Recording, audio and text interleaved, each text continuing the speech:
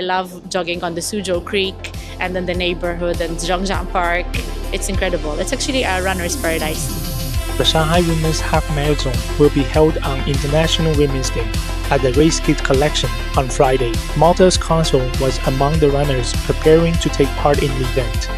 I believe the half marathon in Shanghai on Women's Day is particularly special and incredibly meaningful to pass on the message of women and girls in sport. I very much look forward to participating and celebrating Women's Day in this special way. Holding these events in Channing District will definitely promote the district to the international community. Having a positive experience here, especially over the Suzhou Creek and the neighborhood parks, will definitely bring more tourists and more expats living in Shanghai to this area.